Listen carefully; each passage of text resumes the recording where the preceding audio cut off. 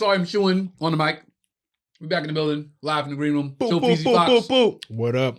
What's up, everybody? Thanks for all the subscribers. I think we had just over, almost at 3,700, I think. All right. I think. Yes, so we growing. Yo, man, like and subscribe. Press the share button, man. Share this, man. We got a lot more content. We got a great guest coming up next week, I heard. I don't know. Yes. But yeah. Was it confirmed? I don't know if it's confirmed, Okay. but I'm going to put it out there that we're going to have a dope-ass episode next week. Be here next week. And well, we don't have any less of a dope guest today. I was about to say. We have the intern. Trey coming in. Oh, yeah, me. The intern is sitting in with us. I'm sitting in. What's up, everyone? I'm Trent. How we doing, Trey? Let him know. What's up, brother? Give him your IG and all that good stuff. I'm Trenton Mason. My IG is just Trent with 3 T's, TRENT. I'm an actor, comedian, and rapper. Lyricist. Why did you decide to go with 3 T's on your Instagram? Was it a Triple Trent threat with 1 T, a Trent with 2 T's? And you was like, I gotta go 3 T's? Yeah, pretty much. I mean, Really? I was trying to get the shortest like username that describes my name, Mm-hmm. but then that also, that's the one that I could get. I had to pay for it. You had to pay for it. You had to pay for Trent? You had to type in. You had to pay for Trent because Trent is not available, so it's taken. Trent's not available. Trent TT is available. You had to pay for your How much you had to pay username. for it? I got scammed out of 100. Oh, it's a scam. I bought it. Oh, no, you bought it from someone. I bought it. Someone else already had it. Yeah. Oh, And I had to like, yo, can I buy this one? I tried to buy Trent, and then they scammed me for 100. And then this Trent TT, they got me. They let me. Wait, what do you mean they scammed you? They was like, send me the $100 and I'll give you the Trent, and you Yeah. sent it and they didn't give it to They you? blocked like Did a you log, not like a think that was- login. Oh. Well, it was. See, this is youth It was right here. working. Yeah, about to say young boy. We talking to you. you. You should have came up with another I mean- name or spelled it differently. You wouldn't. put I mean, two that's by the it. That's lightest. youth right there. That was a very, you didn't say your age, but just saying how that went down was like, Oh yeah, Oh, he's man. 20. He's 20. Yeah. I'm 20 years old. You wouldn't believe the other stuff that's happening. That's nothing. You believe You wouldn't believe the other stuff that's happening to me out here. You believed in the honesty of that person you didn't even know. Yeah. I was like 17 at the time. Oh, 17. yeah. And you sent them $100 and they blocked you. Yeah. I'm going to need to meet up with you. I wish that was me here. Yo, I'm gonna follow other Trent, I'm gonna follow you, I'm gonna DM you, you're gonna come to my show, I'm gonna whip your ass. Yeah. Man, that's Me messed too. up, man. You got scammed for your social media account, man. I got Damn. scammed. No, he didn't get scammed. It wasn't his social media. They scammed him for their social media. Well, that's what I mean for the user. Right, I wasn't able to get Yeah. the username. They stole it. That's not the only thing that's been stolen from me. A couple cars stolen since I've been out here. Well, you Two. can't help that. Wait, you Two said somebody cars. was sleeping in your car.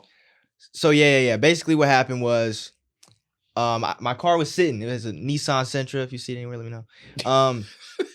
It was a Nissan Sentra. It was sitting, and I just drove. I walked by it, and it was like bags all over the windows. And I was like, I don't remember putting bags all over the windows and inside my car.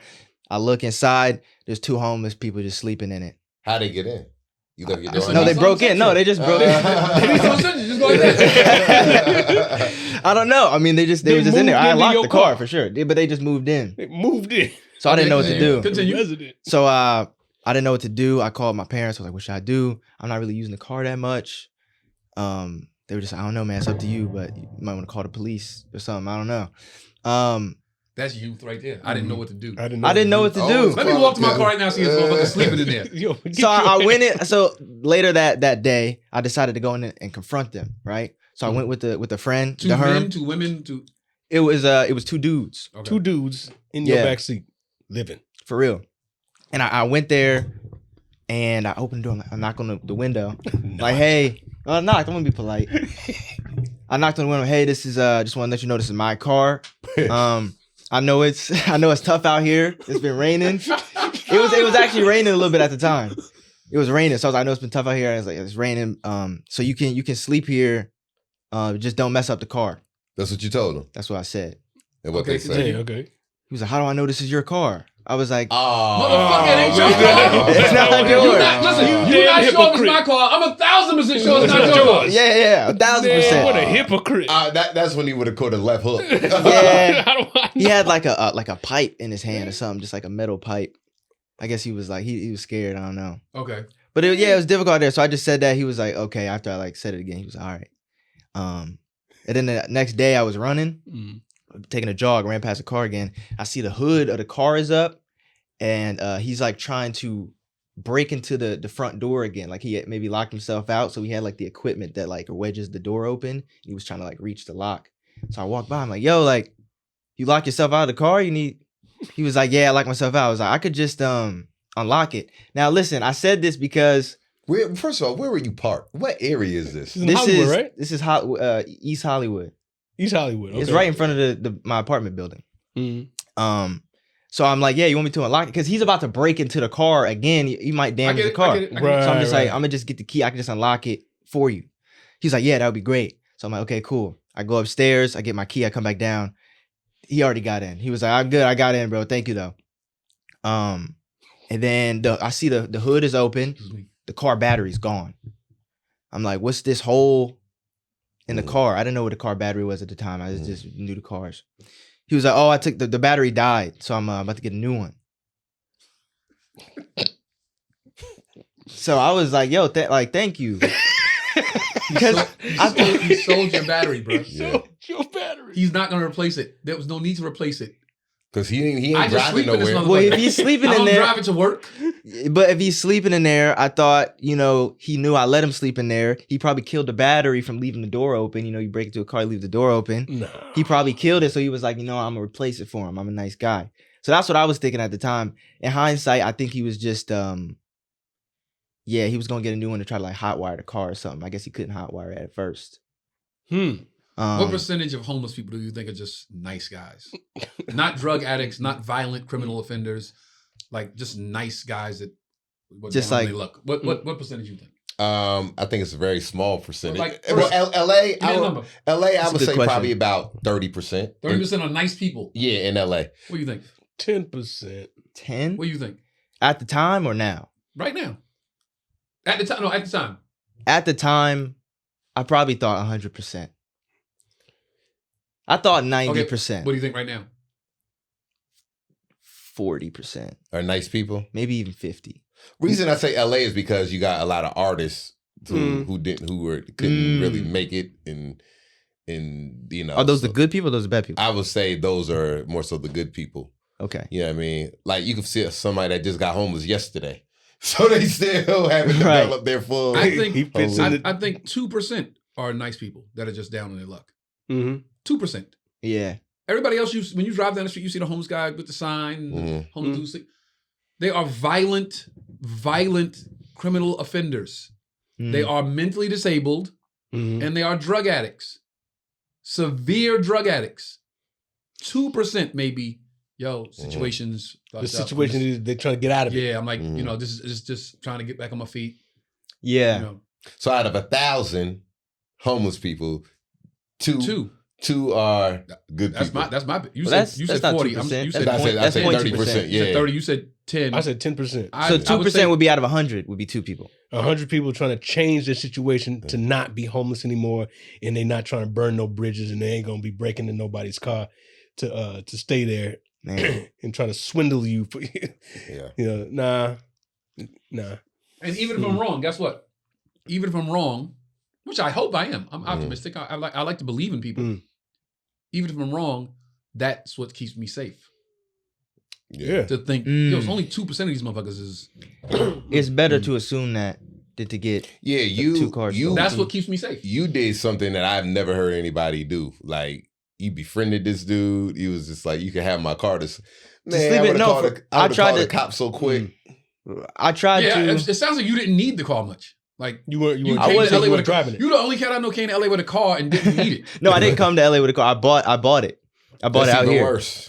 Yeah, but I wasn't using it like that much Wait, at the time. Serious question: do you come from money? Are you like a rich kid? Your parents well off? Are you upper middle class? Yeah, middle class. You had a pool. I did have a pool. Oh, Middle class. Okay, so yeah. He's upper middle class. I could take a swim whenever I wanted. Yeah. Kinda. But yeah. So pretty that's good. what it is. So they stole that car? Yeah. Well, Like, how did that car? how did that car get stolen? Yeah. So the battery was stolen. I was like, oh, think he's getting a new one. I was like, yo, that's dope. Since he could get a battery, since he's buying a new battery, I'm like, maybe this guy got a little bit of money. You know, he had like He's some not clean. buying a new battery. He's stealing a battery from somewhere else. He had some. He had some clean white Vans on. So I was like, maybe this guy's got a little bit of money. Maybe I could sell him. Maybe the guy that sleeps in my car has a little bit of money. He just stole those white Vans. It's you, but it's easy. Not that dumb. But it's easy to kind of get swindled or persuaded on some bullshit out here in LA. I got like that one time, and I know better, but it was the business.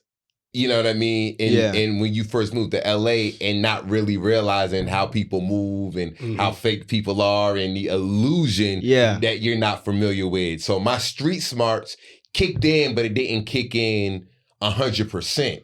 How'd you get got? So a friend of mine. Okay, get your get got story ready. Yeah. So a friend of mine, we was like, yo, we gonna go out. I'm rolling with my OG. He gonna come scoop us. We gonna go downtown to the what's the downtown area again? LA Live. We gonna go LA Live. They got an event at the Conga Room. OG got, he knows some people, so we gonna go. I said, cool. So they picked me up. Shout out to my man Damien, picked me up, and I was hanging out with Damien and the OG. I don't want to say his name because, every now and again I'll see him around. Comic, actor? No. Oh, okay. Scammer. Okay, comic. We got it. So me and OG kicking it. He like, yo, man, you mad cool, Yeah, I used to manage Bobby Brown and all this, and he knew everybody and was like, very well connected. We in this event, everybody knowing him. Hey, what's up, man? So like bet. So he like, oh, you got to come to the crib, and I want to introduce you to some people. Went to his crib. He had a crib up in the hills. So I'll go to the crib up in the hills. And I should have knew something was wrong because he had this crib in the hills and he had a regular big back, this regular TV in the living room. No flat screen, nothing on the wall. What's wrong with that? No. I'm like, and his whip was like a Prius, but I don't judge based off of whips. I try not to do that. And like I said, he knew a lot of the people that I knew, legit people, men and women. So we kicking it for a while. I happened to see Bobby Brown one day, right? I'm walking, got a little date with me. I'm trying to find the Firefly. Yeah, you told me that one. Yeah, and as I'm walking, I can't find it. So this dude, I just see his back. I didn't even know who he was. I tapped him, said, excuse me, man. Yo, you know where the Firefly is? He turned around, it's Bobby Brown. I'm like, oh shit, Bobby, what's up? And he's like, what's up, man? It's like, I'm looking for the Firefly. He says, it's right there. And I said, yo, let me ask you a question, man. You know Belgium? Oh shit! I mean, you know so and so. He said, "Yeah, that's my yeah. I know him. Whatever. I know him. Yeah, that story added up. I was like, bet, man. Fast forward after we get real cool, he shot my sizzle reel. I needed a sizzle reel. He charged me $500 for it, which was now that I look at it now, the sizzle reel was some bull, but. Back then, I didn't know, right. What it needed to look like, or whatever the case may be. It's just, And one day he's like, yo, let me talk to you, man. I got some way you could make some money. I was like, all right. He was like, yo, you give me X amount of money, I'll flip it for you. I said, well, talk to me, man. He said, I'll meet you and we'll talk. And he was like, how much you think you could get? I said, I probably can get you a stack. To invest in whatever. Call my boys. Call my boy in Jersey, and then one of my boys here. Yo, I got maybe $500. Yo, y'all want to invest? So my other boy gave me $250. My other man gave me $250. I got the $1,000. Meet up with him. He was like, yeah, man, these, I got these computers. I'm selling them and do this and that. It didn't really make sense. But I'm just like, we broke. We out here. We just trying to get a quick flip. You know what I'm saying? I'm like, yo, I could use an extra $1,000 or whatever. I know the dude. He been rocking. He been kind of solid.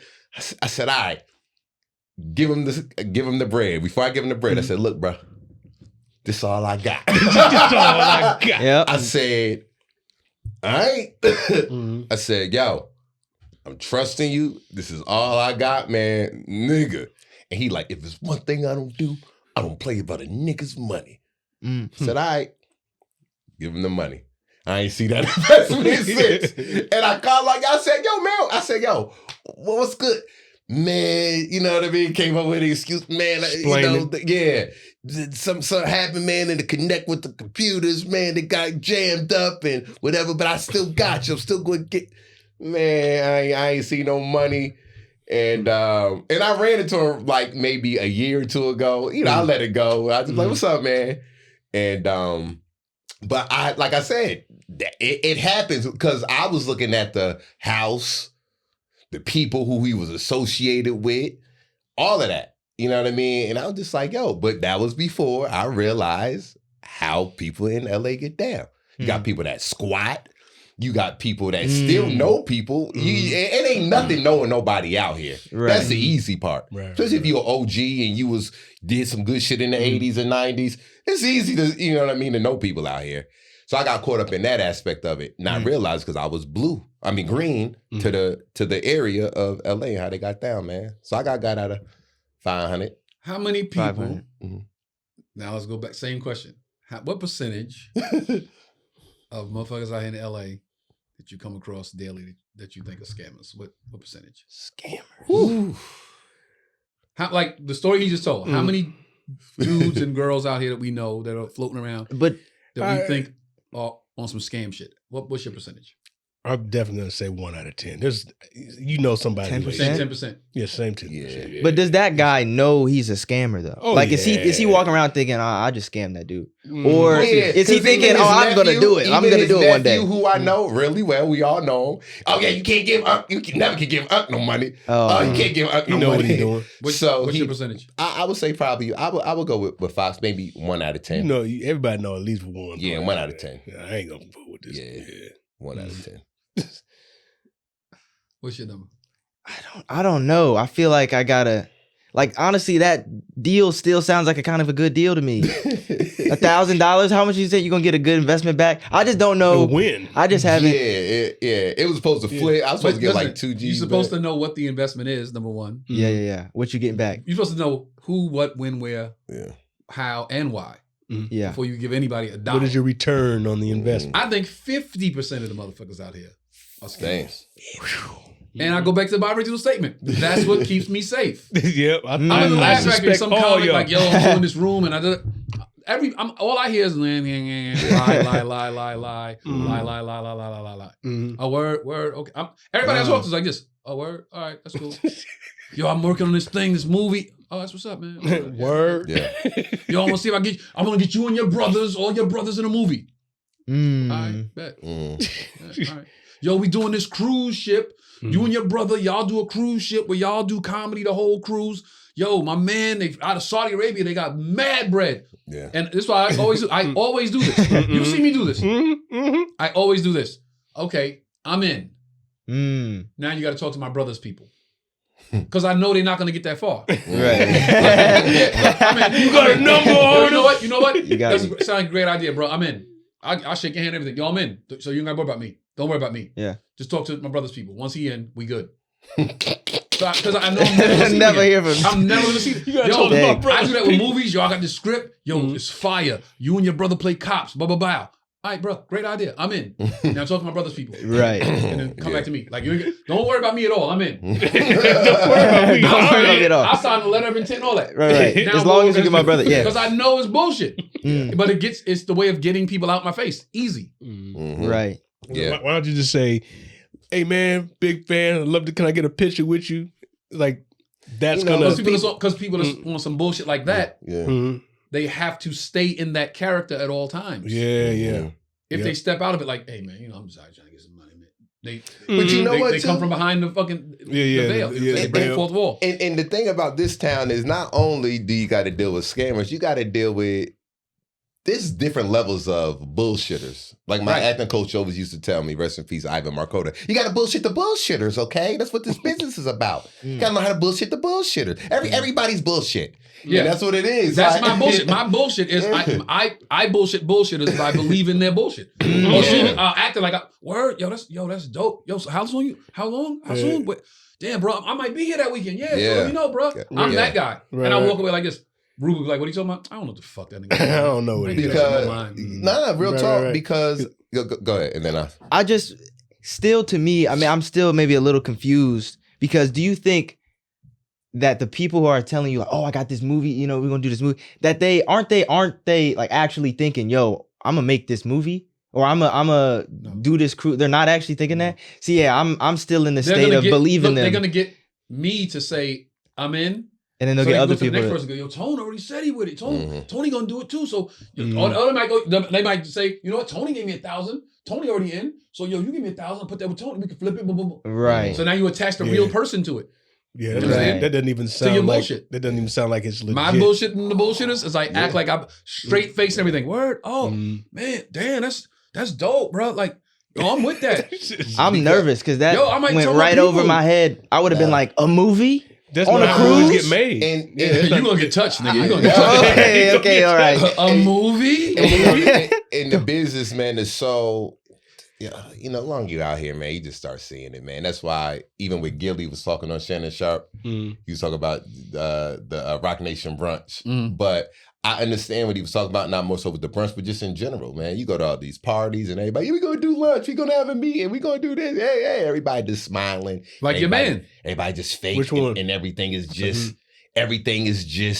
yo, we going to do this. Hey, oh, shaking hands. We making at the end moves. of the day, like, yo, it's the hardest thing, man, when you follow up, to see who's on some bullshit, just follow up.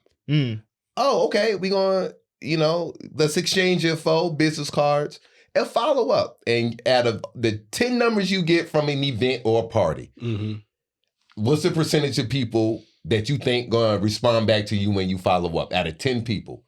I say 1. If you're lucky. Yeah, if you're lucky, maybe one. If you're lucky, one.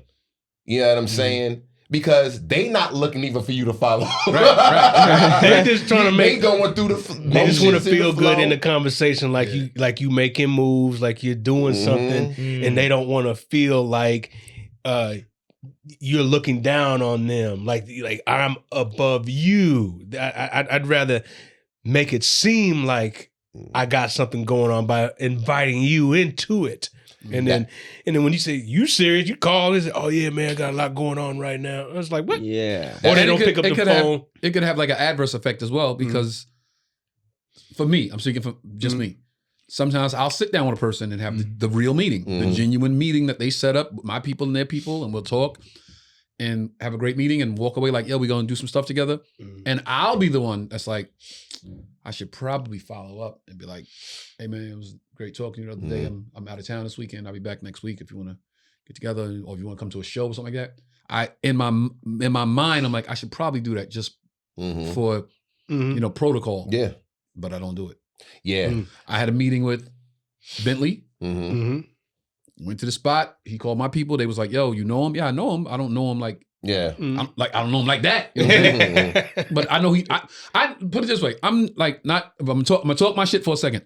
I'm Tony Rock. I know you know who the fuck I am. I know you know who I am. So when it's like, yo, so and so want to meet with you, I'm like, yeah, why wouldn't they? Like I know what I bring to the table. So I went and met with him. Great meeting. Cool. Had his assistant there. Her husband was a comic, so I was like, oh, that's pretty cool. I know homie. And we talked about stuff he's working on, and I talked about stuff I want to do. And he's like, yeah, we gotta, keep in touch and follow up. Boom, boom, boom. I left the meeting. I probably should have called him the next week or the next 2 weeks and been like, yo, just checking up, following up. I didn't. Nah, that's important, man. David Talbot, my man, $100,000. Talbot, my man. David Talbot, my man, $100,000. Like for real. I heard that phone call. Yo, calls. Yo, I'm sitting here with Afion. We was talking about you. Afion brought you up, like said something about, like he saw a show. Yo, you murdered the show. Blah, blah, blah. I was like, yo, you know what? I got some stuff I'm working on, man. I gotta get you involved with it. I bet, bro. I'm ready to work. I'm out of town next week. Probably leaving that Friday, that weekend. Like, y'all hit you when I get back. I end up going from gig to New York. You know, when I'm closer to the East Coast, I go home sometimes. So I go home. I'm going a little bit longer than I thought I was going to be. I come back to LA and I'm like, I should probably hit David and follow up. Yeah. And I go, nah, not doing it. Then fast forward, I'm in, I was on the road. What city was I in? This was recently. I was in Miami, I believe it was. And I'm at baggage claim, getting my bag. And Dave got was it Miami? I forgot where it was, but I'm at baggage claim. And he come through with the hat on with Scully. Who? Dave Talbot. And walks up and like looks at me. I'm like, oh, I'm like, yo, dude. I say, yo, man, when I'm in the airport, boy, I be so in my own head. I don't see nobody. My mama could be standing next to me. I wasn't even. And we talking, chopping it up. And I'm like, yo, I was supposed to call you, man. He was like, yeah, you was. Just that statement was like, oh, he was looking forward to the follow-up call. Because he remembered that you know what I'm saying? Just by me saying, I was supposed to call you. Yeah, you was. Let me know. I remember the conversation we had. Right. You said you were leaving. You didn't hit me back. Right. So that one, I felt like I probably should have followed up on that. Especially when somebody else linked y'all Yeah, up. but I'm a lot of times I be so in my own world. Yeah, but I bro, say, and I'm so trying to avoid the bullshit that I'm always like, I'm good. But see, that's the business we in, unfortunately. Because even for myself, I told y'all on plenty of episodes, like for the past 2 years, I've been holding folks accountable for whatever. Hey, we going to do this. We going to do that. Okay.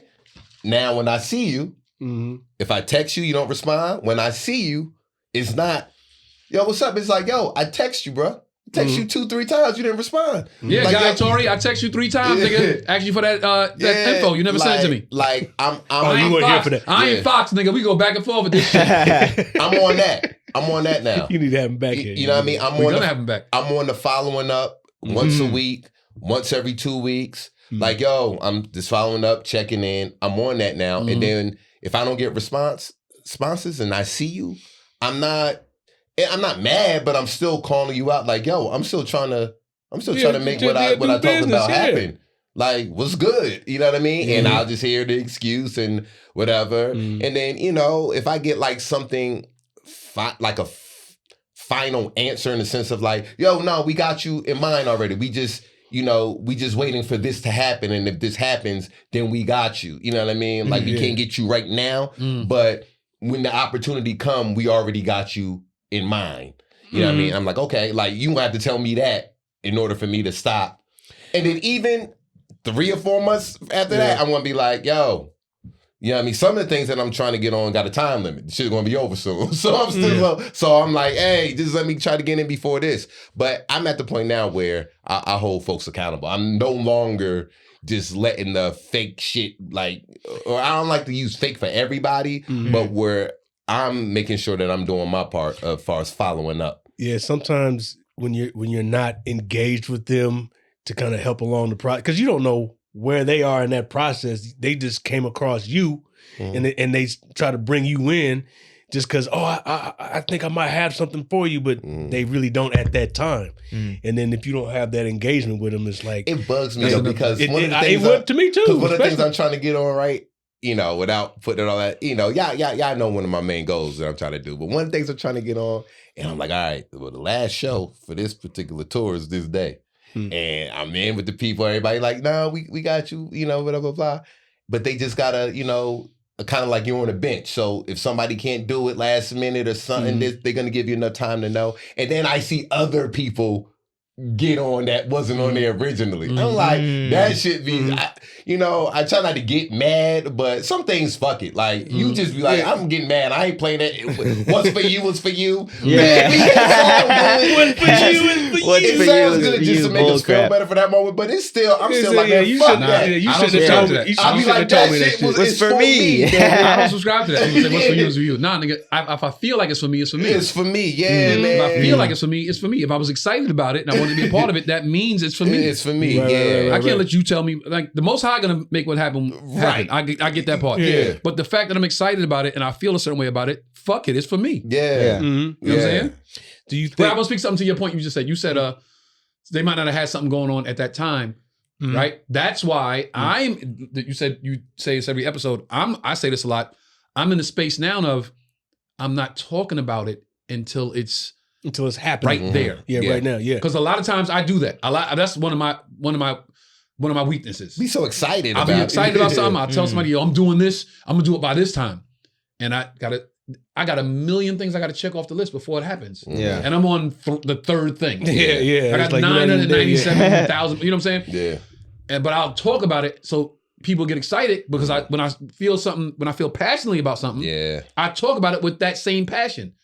So when I'm talking to people about it, they like, yo, he about to fucking, told about to do, not knowing I'm on step 2. I'm on step 2. Right? Okay. So now I say, you know what? You got to stop doing that, Tone. You got to just keep it to yourself. Yeah. Keep it to your vest. Keep it close to the vest. So that's what they say. They say, like you're supposed to work in private, let them see the work, let them see the finished product in public, date in private, get married, make a spectacle. In public, right. Work out in private. Show the results. Yeah, show the results. So just be quiet until it's time to show. I keep telling myself that. It's always good when somebody, coming back what you were saying, it's always good when somebody does come back after, it could take years, but they do remember. That feels good. That's rare. Yeah. But you just never know. The other thing is what you were saying, when you tell somebody your idea and like, this is what I'm planning to do, or this is what I'm getting ready to do. You need to minimize you doing that because so many things come up that prevent you from even starting or making that next step. And then now you got people giving you that energy of, I thought you said this. No, and then that can be discouraging to yourself because now you have to compartmentalize all that bullshit just to get back on track, I don't give a fuck about the bullshit. I don't give a fuck about that. Then like I thought you said, you could thought you said me to death. I don't give a fuck about that. But this is what I do care about. When you tell people what you're gonna do and they inject negative energy into it. Yes. They inject, and you don't even know sometimes that the energy is negative. Yo, this is all positive right here. But I say, yo, this is all positivity right here, and they go, word, and they pour the negative into it. And now it's like, yo, this was all positive, this idea that I told you about. I came to you with this thing that was positive. Yeah. That I was really trying to do, genuinely had, love and excitement about, and you injected negativity into it. Yeah. That's what you got to worry about. It's like you're giving them an opportunity to I tell myself that all the time. Don't give them the opportunity to hate on it. Hate on it. Because when it's done, you can hate all you want. Nigga, I did it. You did it. You know what I'm saying? Yep. If you hating at the finished product, that you fucked up. Right, you fucked up person. Because look, I'm standing in what I said I was going to do. I'm standing in my truth. I'm literally standing in the thing I said I was going to accomplish. It's a moment of pride for me. Yeah. And if you hating on that, you're a fucked up person. Yeah, it's when and it makes you feel better to do that too, because some people, they will, example, I think I told you this story.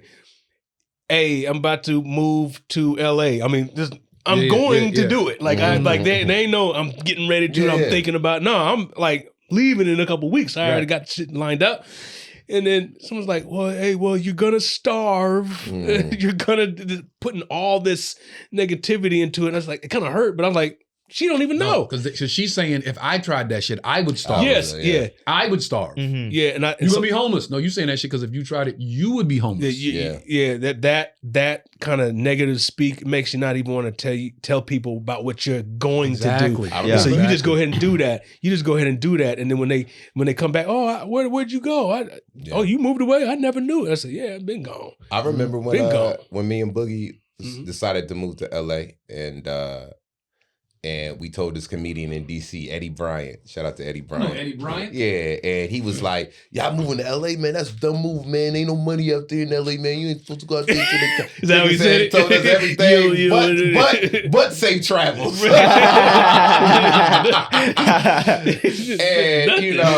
and I was like, nigga, I'm out. Ain't shit out here. And, but people... And I look at DC and I look at some of them comedians who I came up with. More than 75% of them aren't even doing comedy no more. You know what I mean? A lot of them just in the same place where they at. There's nothing going on. I'm like, man, it was the best move I could make. But I didn't say I was going until I knew for a fact that, I'm moving. Yeah, but LA. it's surprising to see how many people have a little bitterness and hate that you're taking a step or making a move that they would never make. Yeah. Anyways, I ain't say you hated Eddie, but I'm just telling the story. You man. hated Eddie. I don't know. I'm But, fucking with you. But man, it's life, man. But and even like I said, that's one thing. Like I said, even like you talk about Bentley. Me and Bentley's a cigar smoker. I'm a cigar smoker. So it's been plenty of times. Every time me and Bentley get together, like if I go to the studio, it's like, yo, we got to go smoke. We got to go. We got to go to the spot in Encino and smoke. And yo, I hit him. Hey, when you smoking? Or let's get up and smoke. You know what I mean? And it's just hard just to be like, yo, I'm smoking tomorrow. Or you'll find out the nigga smoked already. You're like, yo, you ain't hit me. Like hit me when you know what I mean, when you smoking and you know what I mean, because that's what we like to do. Because every time I get up with Bentley and at the studio and we smoking, great conversation, just got stories, laughing and whatever, man. And it's just like I get everybody busy. Everybody got people calling and contacting. Right. So it's just trying to figure out sometimes how to, I guess, fit in or whatever. And to what you're saying, Tone, like.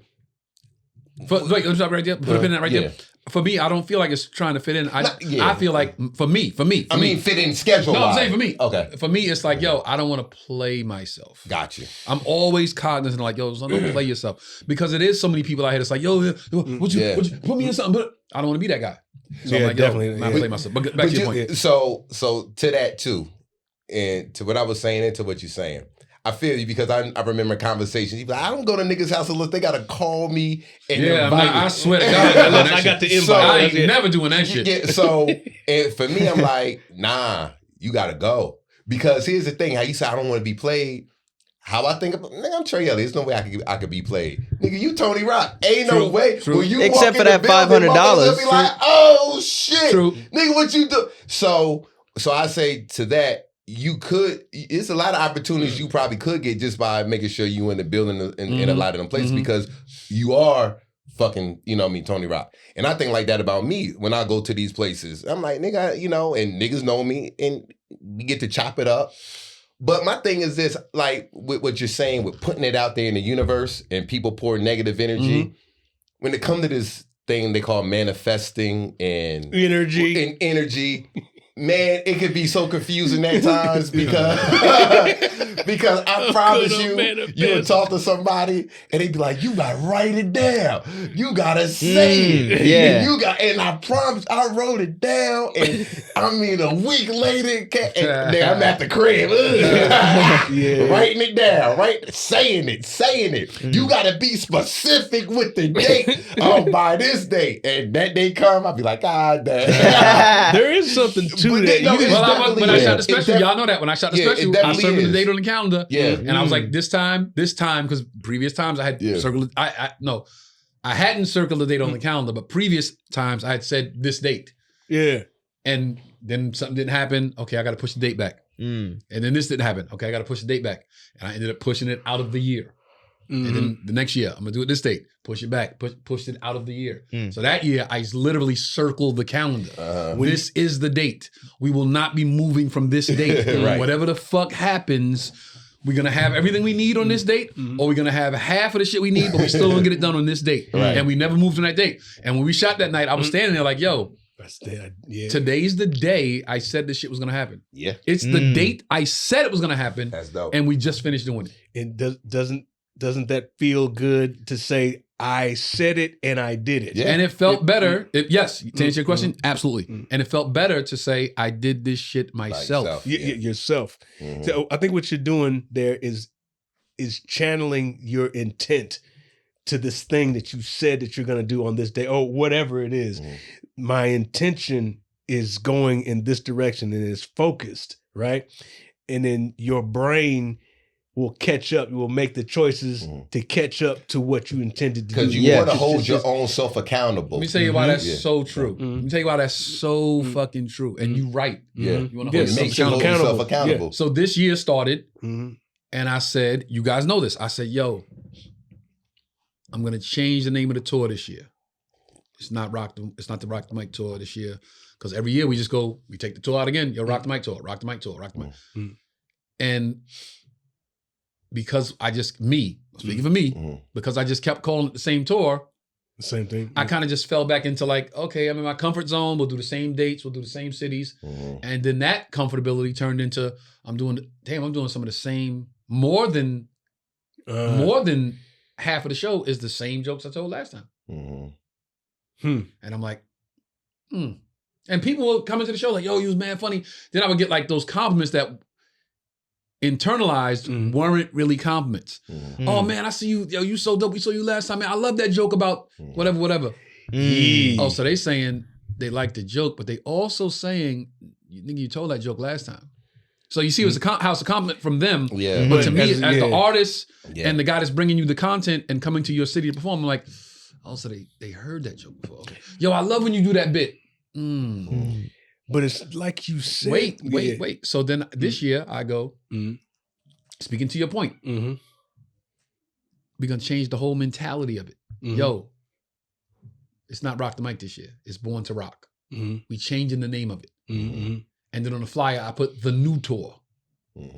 Right? You see on the flyer, I put the new tour. Born to Rock, the new tour. And then I started going into cities like the first couple cities, I'm like, 2-3 new bits up front. Some old stuff I didn't do before.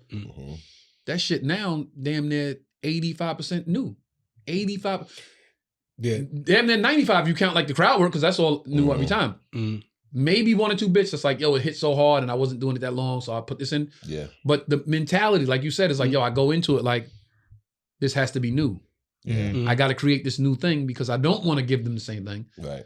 And once I made that decision in my mind to like consciously, no, you got to do the material. You can't do the old bits anymore. You can't. The people deserve better. Your intentions. The intention of changing the name of the tour let flow down into everything else. Yes. So it's like that's the circling of the date, if you will. That's the circling. Right. Yeah. Right. So your brain, you're so focused and intent on doing this, your brain makes the choices and catches you up to the decision that you made. And go ahead. And that's why sometimes you have to say it out loud, or you have to put it in a position, write it down, or you have to put it out somewhere to where you're going to be held accountable. Like even when I say, yo, I'm gonna do this fitness journey and I'm gonna work out and I'm gonna do blah, blah, blah. Right. I told my trainer, I paid him money.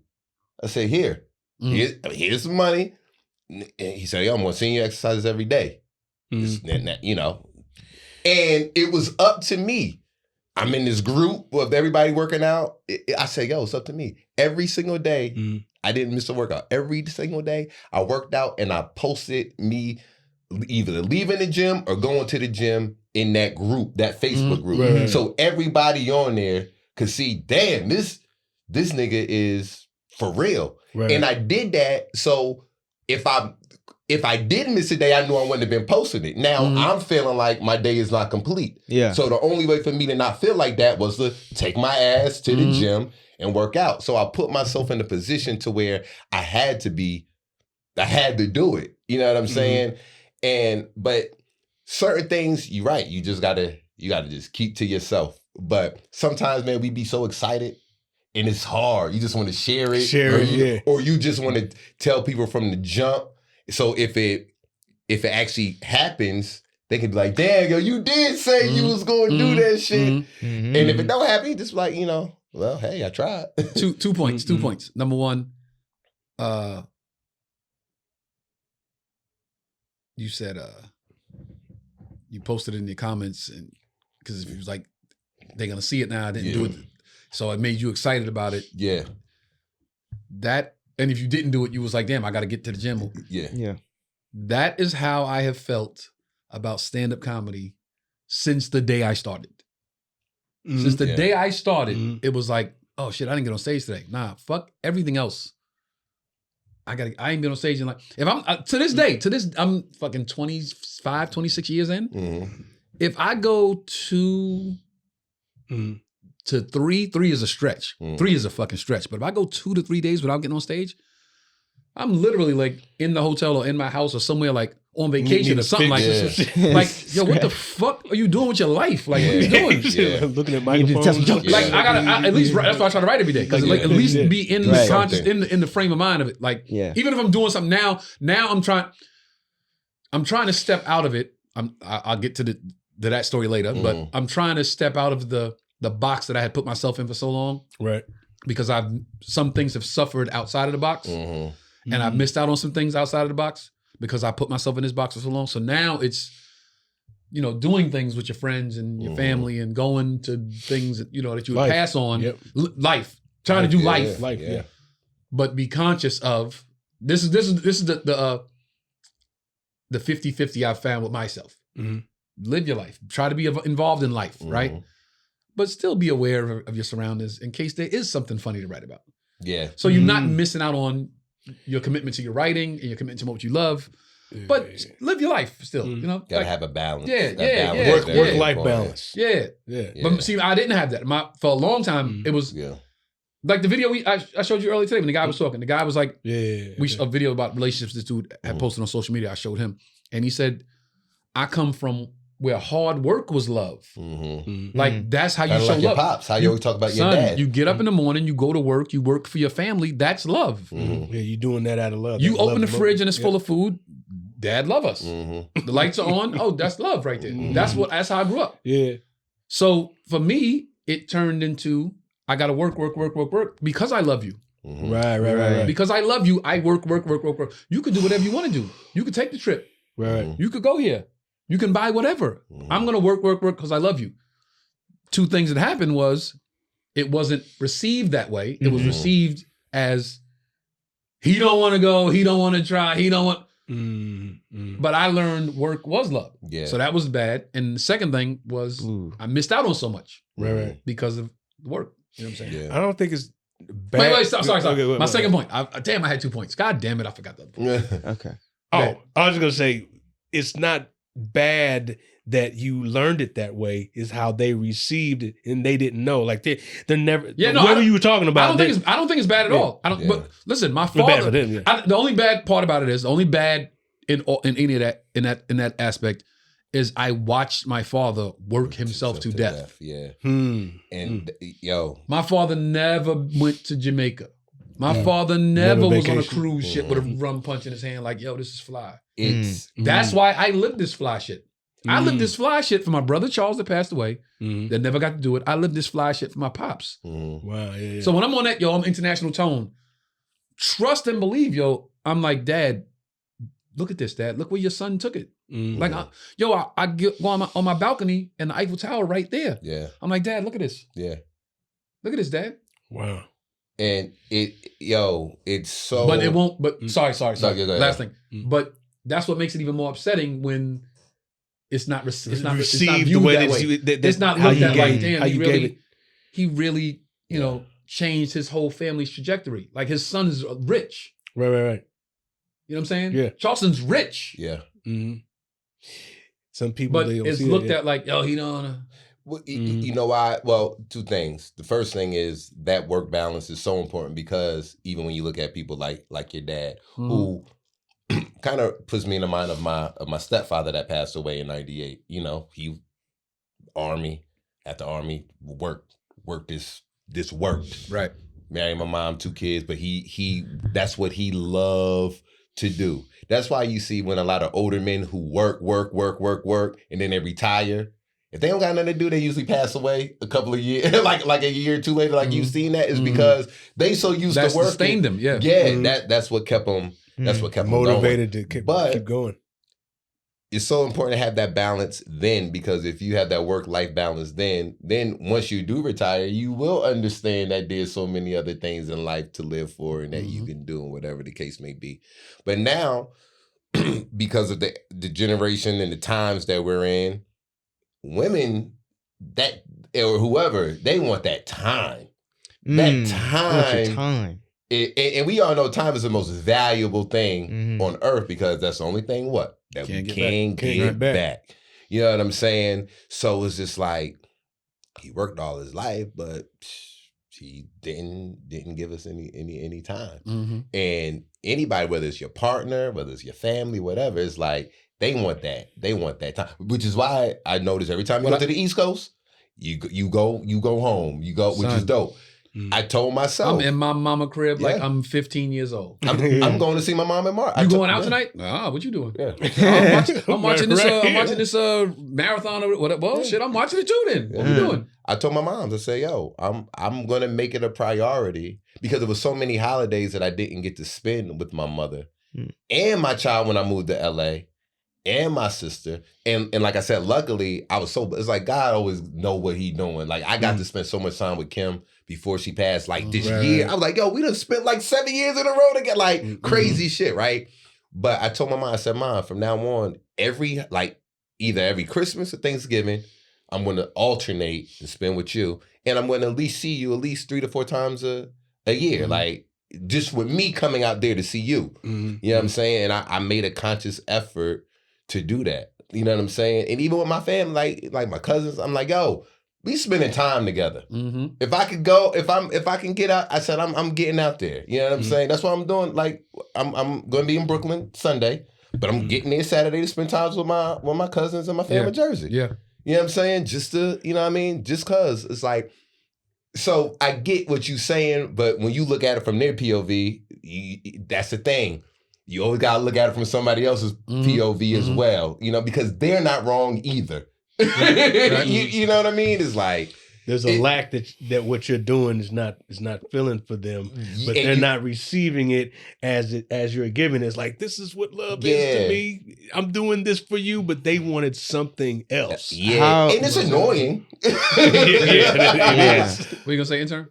How do you find that balance, I guess? I mean, you're talking about like, okay, I got to do more of the, spending time thing as opposed to just working all the time. But how do you find, what's the balance? Because the work has got you, all this other stuff. But look, the work is the work is the work, and the work is my life. The work is like, I'm very passionate about it. Everybody know that.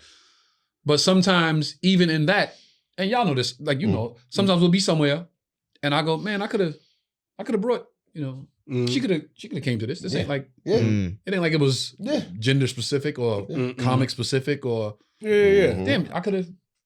This, this city or this place. Yeah, it's like a couple times I've been out with him. I remember vividly because I was like, yo, we should do this with the women. You know what I'm saying? Like, this is fly. We doing it. It's fly as fuck. Trust me, it's fly. We doing some fly shit. Yeah. But then I'm like, yo, we could have did this with them. Like, you know what I'm saying? You guys know, remember, like when I first got on the tour, you know what I mean, like 3 years, whatever, and certain cities, wifey was like, look, I don't go on it many, I don't care how many cities you go to, but you know where my favorite city is. So I want to go to that city just because that's been my favorite city, nigga, before you even was on this tour. You know this.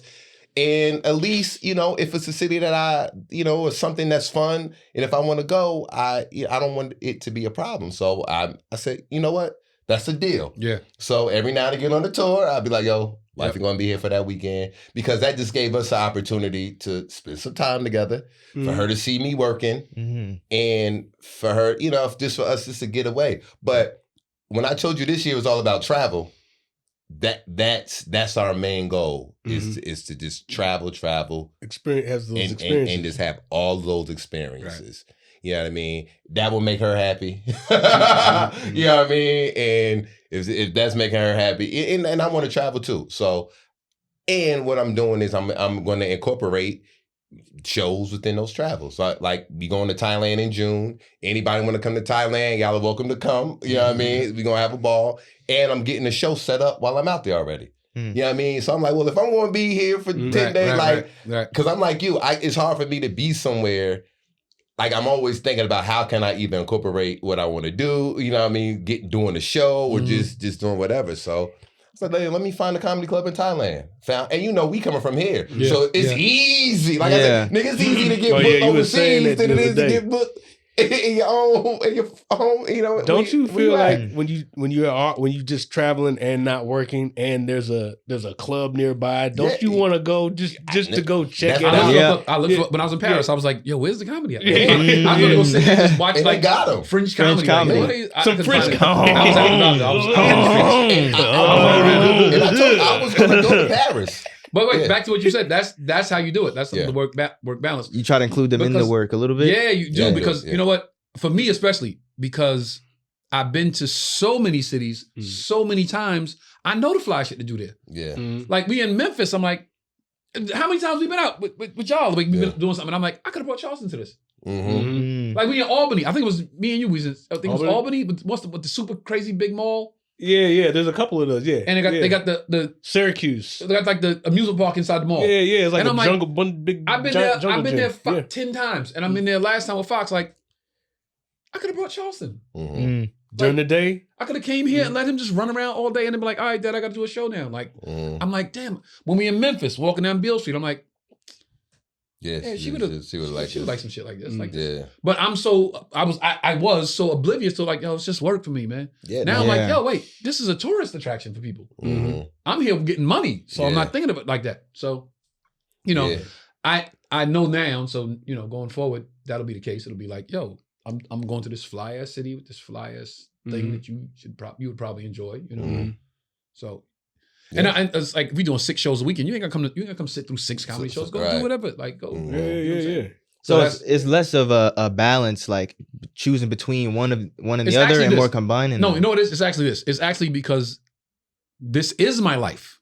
Comedy is my life. Mm, This will never not be a part of my life. Right. right. So You now gotta it's incorporate okay. it. How do I incorporate You into whoever? yeah. Mhm. My friends, my family, my loved ones, my mate, my children into this life because I have to do this. Mm-hmm. So now, how do you guys become a part of this? Mhm. Because this isn't going to stop. This has to continue. Yeah. Yeah. But That- I that's can what still fuels get everything. You can get some enjoyment out of this as well. More enjoyment than you were. Like, you know what It's I'm like saying? what you said when you go to these certain cities that has these things. You know, it's not just sleep all day, do nothing Yeah, until so- show. Mhm. There's So life that can I'm be doing lived San beyond. Diego. It's like, yo, hold up. They got SeaWorld. They got Legoland. Mm. This is going to be a Charleston weekend. Mm-hmm. Mhm. We could do, well, leave a day early, go hit SeaWorld, Mm-hmm. go hit Legoland. Like, we good. Like, this is his trip. So now he at the show. It's like, all right, do your thing, nigga. I already did what I did. Right. I already saw what I wanted to see and did what I did. Uh, Now go to work to pay for all this. You know what I'm saying? Mm. But we both get the thing. Mm. And more important than all of that, That bonding time. that we get time together. time We to get time bond. together. That what you say? Time. Most important thing in Time, the world. man. That's the most important thing. We you drive can't when we get back. driving back, he gonna be like this. I was with my dad, man. This is, you know, Yeah. 10 years later, he'll be like, man, me and dad went to SeaWorld and we was to Legoland that They time. gonna And dad remember. did a show and Mm-hmm. Mhm. so remember they're that. like, yo, that was the fly shit. We was on some fly shit. They You know gonna what I'm saying? remember, man. Yeah. That's what it's all about. We got distracted from your, hold on. The Get I'm Got gonna make story. your point. We got distracted from the Get Got story, but Yeah. this was going so well. Yeah. But what you about to say? That's just important, man. Like, cause they gonna remember. Like, you know, my son been here and all of the things that I made sure, I got to do with him. I got to do with him. You know what I mean? And so, you know how dog. If I wasn't a father, I would say you are the best father I know. But I can't say that because I'm a dad, so I gotta say I'm the best dad I know. But nigga, Earthquake said, man, I'm jealous of you. You love your son. Yo, dog, you I'd be are, like, damn. I'm telling love you, your man, son. you are like Yeah. one of the, and when I say one of the, you know, I know a lot of dope fathers, man, but yo, when I see you in action with Charleston, bro, I'm just like, yo, that nigga's a great dad, man, and that's some real shit, bro. Appreciate So that, bro. you know, Appreciate that. that's what we got to do, You man. should have seen Julius. Oh yeah, You yeah, should have I can seen imagine. Julius. Yeah. I pale in comparison to Julius. Yeah. And speaking of kids, I got to say this real quick because we might have some additional trying to work on some sponsorship. Yeah, we trying to work with But- sponsorship too. Yeah. Flips, baby. Yeah. Holla at your boy. But Bryce, my son, Mm-hmm. you know, he graduates grad school May 21st. Sports But agent. May on top of 21st. that, Yeah. he just started his intern at a sports agency Yeah, sports last agency. week. Oh, Hey. shit. Oh, yeah. McCray Sports Agency. Shout out to you, McCray Congrats. Sports Agency. Thank you for giving my son an opportunity to intern with your sports agency out of New Orleans. We're going to be talking to you, McCray Sports, and we will shout you out. McCray Sports, and we're going to shout them out regardless. We're going to shout you out regardless. We shout y'all out every week. Yeah, man. We appreciate you. A paid internship? I'm going to say this. Not paid. In 5 years, very few internships are paid. Mm-hmm. In 5 years, Bryce will be your most prized employee. Yes. Mm-hmm. Yes. Agent. So right now, any brands or sponsorships or whatever that want to, get associated with some athletes, let me know. Yeah, man. So shout out to Bryce. He's doing this thing, man. Shout out to Bryce, man. That's dope. Yeah. We got to get some athletes on the show. Because he said that was one of them things. I'm doing this. He was real humble when he said it. And he's out there doing it. And the dope part about it, my man said, yo, shout out to my man Marcus. He said, hey, my man run a dope sports agency out of New Orleans. He got a lot of professional athletes, some for the Eagles, blah, blah, blah. Look at his Instagram, real official. He was like, maybe you can work something out with the podcast. Y'all shout him out, whatever. I say, yo, whatever we need to do. Let's just make the connect. So he put my man, he put Bryce and his boy in a group email. Introduced each other, blah, blah, blah. I got out of it. Mm-hmm. So every now and again, I'll call Bryce, yo, did you follow up? Yeah, following up, boom, boom, boom. And I didn't say anything of it. You know what I mean? I'm just like, all right. And he called me last week, was like, hey, Dad, I forgot to tell you that I started an internship last week. I said, well, who? I said, which one? He said, the one you connected me with. I said, yo, wow. You ain't tell me you was following up. You ain't tell That's big. Like, I was just like, yo, that took it and ran with it. That shit made my day. Congratulations, man. I told him when I hung out with your son the very first time I met him and hung out with him. I think I hung out with him. No, not the first time. First time I hung out with him was with you. Then I hung out with him one time and you wasn't there. Yeah, well, in DC. Yeah. And I came back to LA and I said, yo, man, I am very impressed with your son. Mm-hmm. Yeah. That young man has his head on his shoulders. I was very impressed with him. But this is perfect. This is a perfect segue. This episode's going great, by the way. Paris was amazing, just so you know. We'll get into that later. Yeah. Mm-mm. So we talk about agencies and interns and athletes. NBA All-Star Weekend was this past weekend. Right. Mm-hmm. I watched it later, 4 a.m. in Paris, because it was like, First, I'm gonna ask a 2-part question and just open the floor up. What'd you think of the All-Star game, the new format? What ideas would you have to change it? Mm-hmm.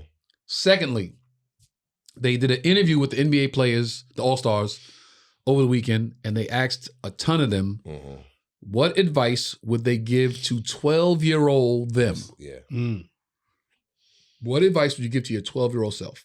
Okay, first and foremost, what do you think of the All-Star Weekend format, and what advice would you give to 12-year-old you? So for me, I didn't see the game. I saw the 3-point contest and the dunk contest. Now, I'm not familiar with exactly how they did the format. I know it was like, okay, so the format, if you don't know, the format was Shaq picked a team. Oh yeah, called, like Shaq's OGs. Right. He picked players that were in the league a little longer. Okay. Chuck picked Chuck's European squad. Right. So it's all NBA players that aren't from America. Right. Candace Parker had the rookies and second-year players. Right. And who else? Ernie or Kenny Smith? Kenny Smith had a team of whoever. Else. And then it was these two played. These two played. These two played. The winners played a game, and then that was the champ. Yeah. And all the games were to 40. Okay. Now a lot of people complaining that one team only got to play once. Right. What if they lost in the first? That's it. That's it. Yeah. A team of all-stars that we can't see again, and it was to 40, so it was kind of quick. So people have issues with it. So with that format, trash. And I was already looking at the reviews, but it's only because it's come to this because backstory. Every All-Star game, most All-Star games, they don't compete. Right. It's just a bunch of alley-oops and passes that go out of bounds, and it's mad sloppy because they didn't play together. Yo, I thought you was looking, nigga. I'm on the Wizards. We don't run that play. You know, the Wizards. Bunches shooting from half court and shit. It's like It's like children when they you in gym and they go the basketball's out and you start shooting from anywhere. It's far what it was in the 90s. Trying to make them play competitively and trying to make them play in a structure. Yeah. That's why they did that. Okay. So let me start off with this from the beginning. The dunk contest, trash. Why was it trash? Because I didn't see any of it. Why was it trash? Because it wasn't competitive. It wasn't it wasn't competitive. The dude who won what's white boy name? McClung. Yeah, Matt McClung. Matt McClung. Texas Tech and Georgetown. Yeah, he's not in the league. He's not in the NBA. He's in the NBA G League. He's in the G League. So this is his third year winning. It's like, yo, he's made more money winning the dunk contest than he has made in his career in the G League. But I'm like, yo, why you got G League niggas in the dunk contest? Like, when did we start that? So it wasn't competitive. One of the dudes from Chicago, the tall white boy, missing every damn dunk. Yeah. I'm like, see, what happened with the NBA, man, was once these players started having mixed babies, they lost the athleticism of the pure black man. It's like, these Mexicans, they don't got no athleticism at all no more. Sorry, Mark. I'm just like, man, it's not competitive. And then my man who won, McCullough, whatever his name is, he gotta use all these McClung. He gotta use all these accessories, all these different a car, a ladder. And it's just like, that's not what the dunk contest is. What you can jump over? It's like, that ain't what it's about. Yeah. It's like, yo, I get it. We running out of dunks. But so many we running out of dunks. So now it's just like, that's what they did. They drove a damn Altima or Kia onto the court, and then they got somebody on top of the Kia with a basketball, and I'm just like, yo, like this shit is a circus. It's a Kia commercial. So I said that. So I felt like I got too old now for the All-Star. And then when I heard of the format of the game. I'm glad you broke it all the way down because I saw it, but I didn't watch it to be like, for it to really connect with me. But that's just trash, man. Like, we got to get back to how it was back in the 90s, man, early 2000s when they were really dunking, but they were really play. Like they were, and you had players that we knew that you really wanted to watch. Yeah, you were looking in a forward to it. 3-point contest. Yeah, contest. Every dunk contest. It's just like now you got Spud Webb people that Steph wasn't even in a 3-point shootout. Yeah, like you would think Steph would be in it. Steph, like, I didn't want it so much. Like, but he's the guy we want to see. We want to see you hit every shot. We want to see you hit every shot, every rack. That would be amazing. We want to see Steph, Clay. We want to see the people. We want to see the shooters. We want to see the shooters. We want to see the dunkers. Nobody on the third string, fourth string. Like, we don't want to see that, man. So it just become like a little charity shit. And I agree with almost everything you said. Almost everything you said. The only one thing I don't agree with is that NBA players have been having mixed babies since the NBA started. Okay. They've been fucking NBA players been fucking these white girls since the first game. They ain't no new shit. NBA players been fucking these white girls since the first game. When they were shooting that shit into a peach basket. These white girls. Into a peach basket. I didn't say that because of the dunk contest. Ain't nobody dunking good no more. That's funny. Now to transition. Yeah. What would you tell? What advice would you give to 12-year-old Trey? The advice I would give to 12-year-old Trey. You want to think about it? We come back, or you got it? Yeah, let me think. Okay. Yeah. You saw All-Star Weekend? Because Fox not a sports guy. So you didn't see it, right? I didn't see it, but you can just go to advice. What would you tell 12-year-old? 12-year-old Joe Fox. 12-year-old Craig. What would you tell 12-year-old Craig? 12 years old, speed reading. Speed reading. Like, take speed reading, man. You're going to need this.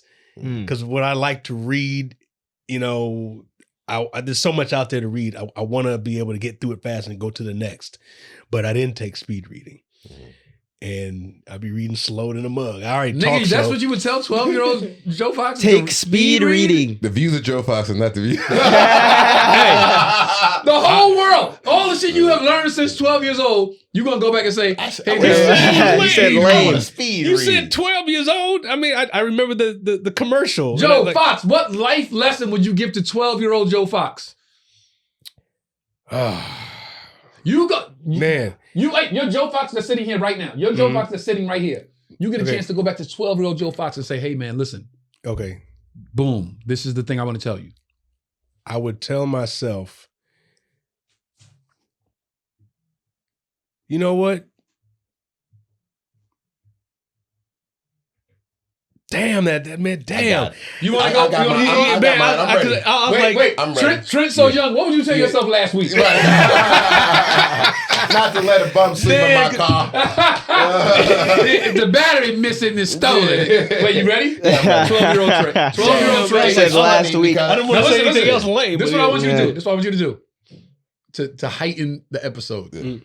I want you to talk to 12-year-old Trey. Okay. 12-year-old Trey is sitting right there in that chair. What are you telling him? What's going on, Tremaine? I'm not Trey at that time. Wow. Tremaine. Listen, kind of what Fox said. I need you to read more. Those books that they giving to you in school, don't not read them. I need you to not. I mean, You do didn't not. read them.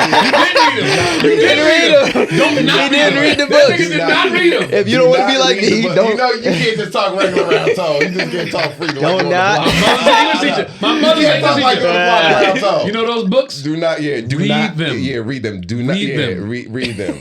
Don't know. Don't, you know what the fuck I'm saying. Also, be more disciplined. Be more disciplined. Okay? Don't try to take the shortcut. Clean your room. Have structure. Do the hard work. Don't take the easy way out.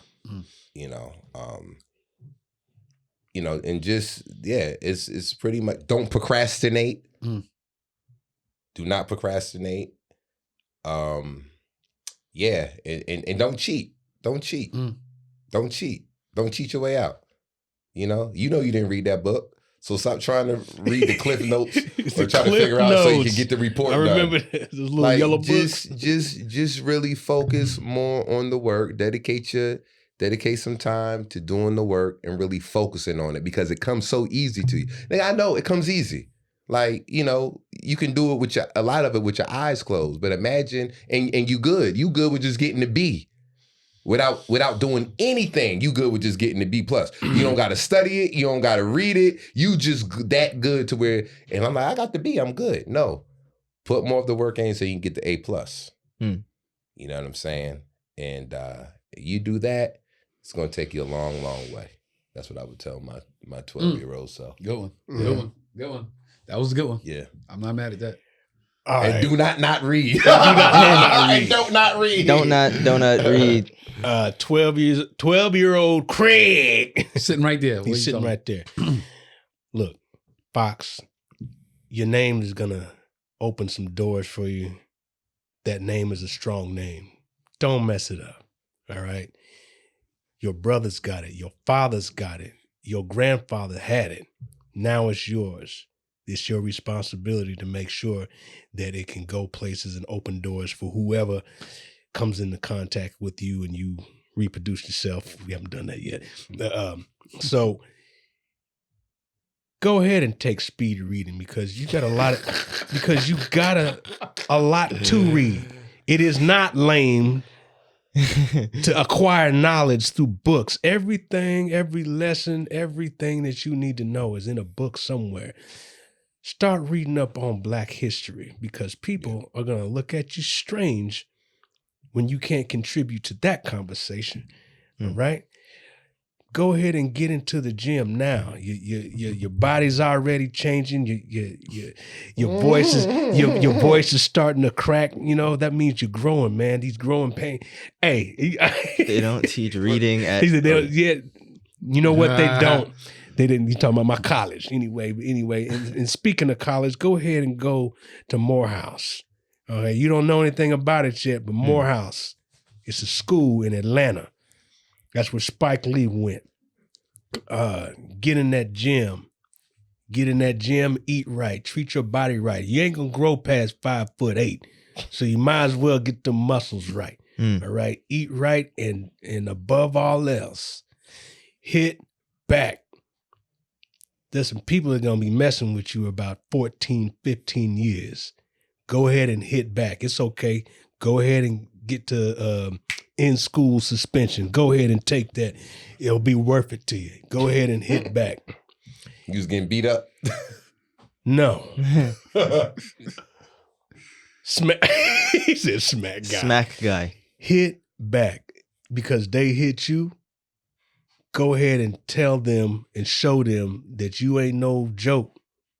Remember that time? Well, you don't know it yet. Hold on a second. You don't know it yet. But when you get to be 17 years old, there's going to be this dude that's going to try you in front of the whole cafeteria. Hit that motherfucker back twice. You only going to hit him once and he gets up off you, but it's a squabble. No, be prepared. Hit that motherfucker in his head. And when you done, and he's gonna be on the ground because he went down. He did go down. I just want to let you know that. But don't be like, get up off of me. No. Hit him again so he'll never do that shit again. And show these other motherfuckers you ain't somebody to play with. That chick that you asked to the prom, that you gonna ask to the prom, don't ask her to prom. This is my 12-year-old self. Fox bitter, man. Fox bitter. Why? Go ahead. No, I'm just saying, hey, reading, hit back, go to the gym. Don't get Dracar Noir cologne. Don't get that shit. These are the life lessons you're giving 12-year-old Fox. Okay. Hey man, you gotta smell Don't get good. Dracar Noir. Don't get Okay. cologne. Don't get that. Dracar Noir was the shit. No. Go ahead and get that obsession, brother. Go ahead and get that obsession. All right, man. Fox, you gonna grow up to be a failure. Yeah. You gotta smell Trey, nice for the ladies. Did you see All-Star Weekend? I didn't You're not a watch. sports guy either. I didn't watch, but my commercial, I did a commercial, a that's right. Coinbase commercial. Yeah. Played in the All-Star game. Dope. Had homies hit me up. Yo, you in the All-Star game? I was like, oh, I am. Like, yeah, all right, great. Yeah, Coinbase commercial. Shout out to that. That was cool.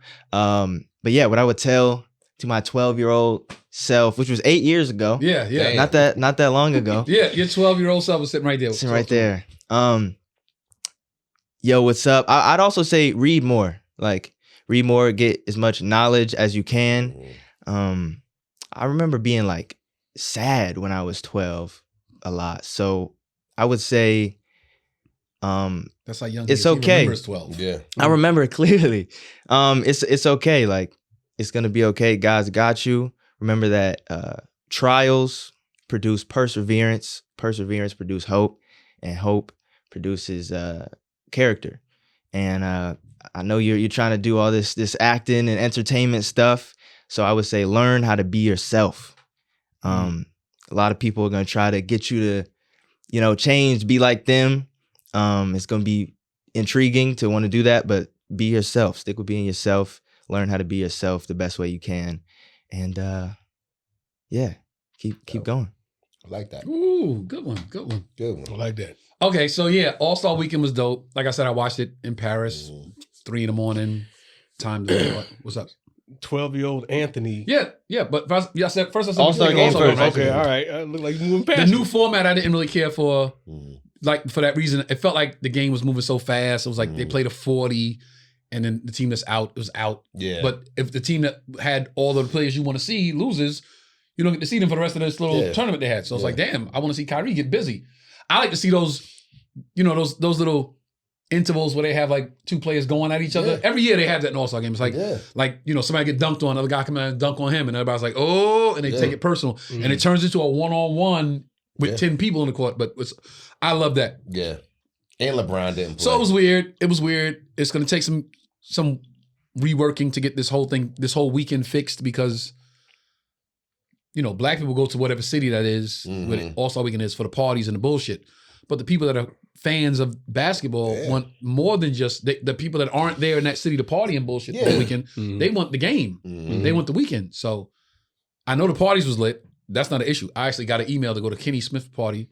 I was like, that's how fly my life is. I'm in Paris, France, sitting in front of the Eiffel Tower with an email. Kenny Smith wants you to come to his All-Star party. I'm like, ain't that some shit? Like, if I was in New York, if I was home, I could go to the Bay and I got a walk-in invite right here, but I'm in Paris in front of the Eiffel Tower. Either way, I'm like winning. You watching the All-Star in Paris. So yeah, I saw the segment where they asked the players what they would, what advice they would give to their 12-year-old selves. And I text you guys. I'm like, this would be a great question for the podcast. So 12-year-old Tone. What's up, kid? It's a lot more. You got a lot more living to do. But my advice to you: don't play where it's safe. Don't play where it's safe. When I was a kid, I know you played basketball a lot at Brevoort Projects. And you and your friends always play on the court that's empty because you could just get on that court and play all day. But you know that court all the way on the other side is where the dudes that's really nice play. The dudes that are really good play at that court down there. And when you're waiting for next at this court, you always walk down there and watch those guys play. And you always say to yourself, like, damn, I wish I could play on that court. You can play on that court. Don't play here because it's easy. Play where it's hard. Mm-hmm.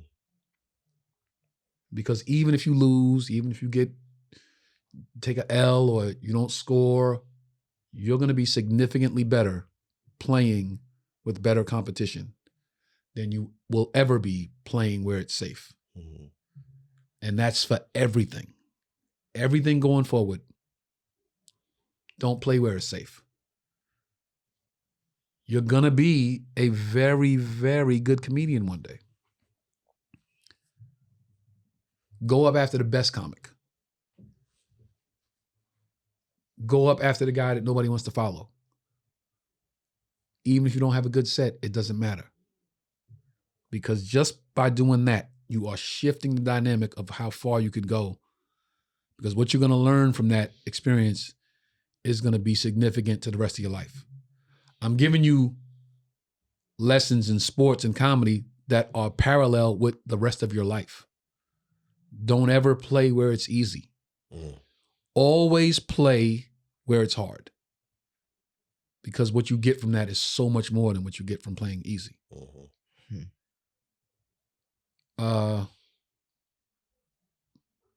Stand firm on what you believe in. Your yeses are your yeses and your nos are your nos. Don't be talked into something that you would say no to. Don't back out on something that you would have said yes to. You're a man in all regards. From top to bottom, you are a man. Defend yourself as a man verbally and defend yourself as a man physically if need be. Protect your brothers. Love your sisters. I'm years ahead of you, and I'm telling you, this shit gonna go up and down, up and down, up and down, but you gonna be all right. It's a fucking incredible ride. Get ready for it. Love it. Wow. Love it. Wow. I'm with it. I'm sure he listened. I'm sure he didn't. I'm sure he didn't. I remember. Speed read, nigga, speed read. Now, It's funny that you say speed read because, like I said, in my mind, I already said reading was one of my things. Oh, I would say that too. Yeah. Education is the key. Education is the key. Yeah, I should have read more. Like, there's so many books that we had to read that I was like, I ain't reading this shit. And that's funny you said that because my sister, you said you could get you easy. The B is easy. Yeah. Mm-hmm. My sister said. Oh, the B is easy. Okay. My sister said, you know what your problem is? You score too easy. My sister said, you score too easy. You could just walk in. My sister said, you the kid walk in the park and get 30. Just woke up and give him 30. And you be cool with that. Yeah. But if you practice, nigga, you would give him 50. Yeah. I had a English teacher. I told you, I would go to school every day, high school. I would go to school every day with a basketball in my backpack. No books. With a basketball in my backpack. Go all the way to school, go to the back where the niggas are playing ball at and be like, yo, what we doing? And we play basketball the whole day. Go inside, go to the gym, wash up in the shower, throw my clothes on, go to the lunchroom, eat, try to get a little chick to leave with me. That was my day. Not one class. Damn. Yo, my English teacher, who I actually liked, one day comes out the class, tells the class like, yo, just read whatever, I'll be back. Comes outside to the back of the school. I'm playing ball. Anthony, what are you doing? Like, you got real potential. What are you doing? And I'm like, oh man, like I'm good. You know, if you don't pass the Regents, you're gonna repeat this whole school year. I said, I got you, man. I got you. I'll be there. I show up day of test. Mm. Now, I'm not saying I didn't go to any class. I've been a couple of times. You cut a lot. I cut a lot, but I've been a lot. Mm. And I walk in the class test day, and he goes, "You really think you're going to pass this test?" I said, "Man, I told you I got you, bro. I got you. Like, let's go."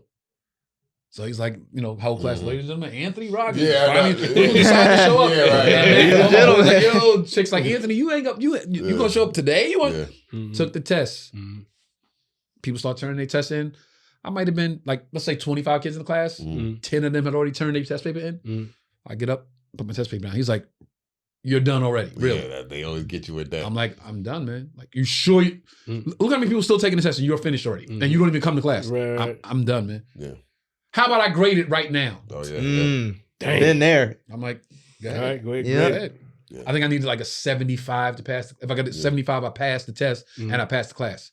And that motherfucker takes his glasses, puts them on, gets his red pen, clicks the red pen. Starts doing this. He looking. I see him like this. Looking at me. Flips it over. Writes the number on the top, circles it. 78. Woo-hoo. I was like, oh shit. Yeah. Now, the problem was, looking back now as grown Tone, Yeah. well, first, young Tone looked at it like this. Young Tone was like, well, shit, if I never come to class and I can get a 78, Yeah. I'm good. then I never need to go to class. I'm good. Right? I'm Which good. is the worst Worst possible Way to Yeah, take that yeah, lesson, yeah. yeah. Grown Tone is like, yo, if you studied, you could have got 100, bro. Mhm. You could have got a 98 instead of a 78. And you did that A 78 effortlessly, as opposed to a 98 changes your trajectory in life drastically. Yeah. If you average a 98, now colleges are like, yo, right? Right. So that changes everything. I could have went to college on a scholarship had I did that, all that, you know what I'm saying? Your grades would Because I ended up reflect not going to college because I had to pay for it, and my pops got sick. So I was like, had I had a scholarship, I probably would. I'm going to school. So it changed everything. Yeah. Isn't that funny how money can change that whole situation? Like, It's funny how money changes situation. Right. Lauren Hill. but yeah, it's like I want to go to a good school. I got the grades, but they ain't got no money. Right. Or But I'm going to a bad school, but I got a scholarship. But see, that's So it's where that hard work come in. Like I said, that's where I lacked a lot. I was just like, I'm just good with just Getting by. bullshitting in class, Getting by, and being yeah. in class, clown in class, not really. If it was something that I was really into, I would focus. But you got to remember, like when I first started going to school in my area, in the projects that I lived in, they assumed all the kids that lived in that project, they assumed we were all stupid and slow. Stupid. I'm serious. So they would we had the big bus and the small bus, but they would put the majority of the black boys On a small bus. on the small bus. Wow. So what happens is I'm in class. I'm not knowing I'm in a slow class. Right. And I'm like just going through everything. And That's they're like, messed up, so man. the teacher was like, I think he's in the wrong he's in the wrong class. So my mom had to come to the school. They was like, your son is gifted. He's in the wrong class. He shouldn't be in this. So then I was in the regular classes. But they assumed, like, no, I think I'm smart. So what happens is I'm now in the regular classes. I got all the kids now. Now I can entertain. I'm laughing. Right. Because I'm still like, yo, this shit comes so easy to me. But I was when I say it came easy, the B's. Stephen Haley, the white genius, he 3 years younger than everybody in the same grade as we in. He actually was on Who Wants to Be a Millionaire years later. Oh, wow. But he was a genius. Played the piano, chubby white boy. Played the piano. He was the youngest kid in our grade because he was able to skip. He was that smart. And if I would have took the time to study like Stephen Haley, I could my B minuses or Could've C been pluses A's, would have been A pluses, whatever. Yep. You know what I mean? But the thing about a teacher though, when you find a teacher that knows your potential, she will cater her class to you. Like, forget everything, Or he, or she, or he. I had a He or teacher she, in junior high. he or Mr. she. King was the man. I had two. I had a Mr. male- King. Yeah, I had a King. male and a Everybody female. had Mr. King. Everybody had Mr. King. Yeah. Bad motherfucker, yo. And then failed me on a test one time. No, what was it? Failed me. as I said, yo, I knew I had that. Like, why you fail me? He said, I had to humble you, man. You come in here every day too cocky. I had to humble you. I said, You mean God you damn. cheated me is what you God did. damn. Mrs. D. Genesti, black woman who to this day I hold high regards because she, I be in there cutting up and I said something to her smart. She said, one damn minute after class, you gonna come. Me and my boy Gary, we had to come sit down and talk to her, and she became like my best teacher friend. You know what I mean? Even at the center, away from school, she would volunteer at the center, and I would go there every day after school and work with her. But she molded me. She's like, you don't understand the potential you have as a young black male. And she, to this day, what she would tell me, it still stands. Like I still remember. Miss She Moore. instilled in you. Miss Moore. I had a teacher in 7th grade, Miss Moore. One time something happened in the class and I said to her, I don't even want to be in this class. And she was like, oh, okay, come on, let's go. And brought me out the door and called like one of the hall monitors, like take him there. And sent me to another classroom, like take him over there to Mrs. So-and-so class. Yeah. And I just sat in there like, I don't nobody would have nothing to do with me. The other teacher's like, all right, well, have a seat. So I'll sit there and I'm like, I don't know what they talking about, what's going on. So class over, I'll go back to Miss Moore class, get my books and stuff. And she was like, you don't have to come back to this class no more if you don't want to. I don't want to, she said, I don't want to bother anybody that doesn't want to be bothered with me. And I don't know what it was. You know how sometimes you hear something in life and that should just stay with you for the rest of your life? She said, I don't want to bother nobody that don't want to be bothered with me. I swear on everything I love. I never forgot that shit. Yeah. I never forgot that. And then like weeks later, I went to her class one day. I was like, going from one class to the next. And we were in between classes and all the kids in the hallway mulling around. And I went to her class and knocked on the door. She was like, what you want, Anthony? The old short black lady, big glasses. Don't come in here with no bullshit. What you want? And I said, I'm sorry. I said I didn't want to be in your class. I thought I should apologize. Yeah. Who told you to apologize? I said, nobody. I just felt like I should apologize. And she was like, well, I thank you for your apology. And I said, yeah, you said the other day, I don't want to bother nobody that don't want to be bothered with me. And I was like, I didn't say I felt that, but remember the saying all the time, like I was like, man, that really stuck with me. And to this day, I tell chicks that all the time. I tell, yo, I don't want to bother nobody. Don't want to bother with me. Yeah. That's why I'm easy with motherfuckers just like not fucking with me. Yeah. Because I'm like, yo, you don't bother me. I don't bother nobody. I think that's probably I'm easy with a motherfucker saying fuck you to me. That's probably what she was going through at that time, going through a relationship problem. But I might have been, but in my actions was saying fuck you to her.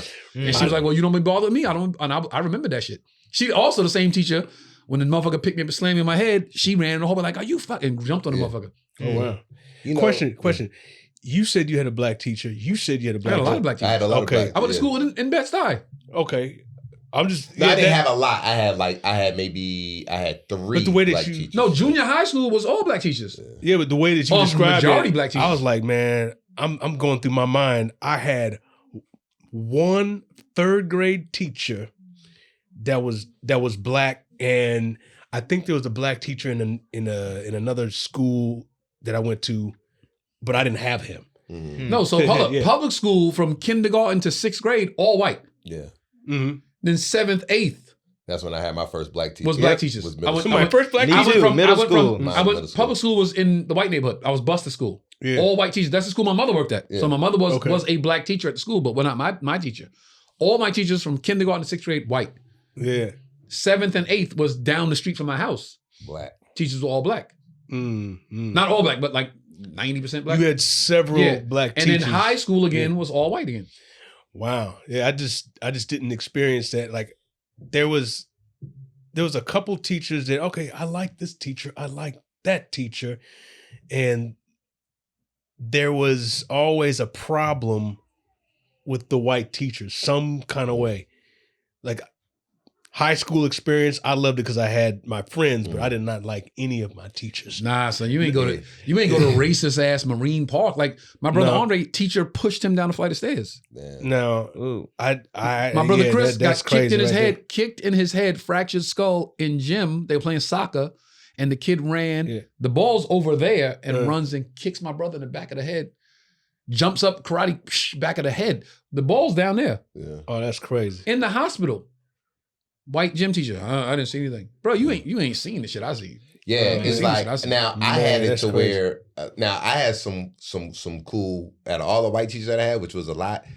I had some cool ones to this day. Remember one came to my show? Her daughter. Yeah, that was like, dope. That was I dope. got like teachers that still to this day be like, "Oh my God, Tremaine, oh my, like you were my favorite." Because remember, my sister had some of the teachers, and then I came after my sister as the bad little brother. Yeah. But it was still so many like the teachers to this day, like who still like, "Oh my God, like I love you." They still in touch with me. But I had some racist teachers. Yeah. Where if I go sit at the desk and somebody wrote "bitch" on the desk.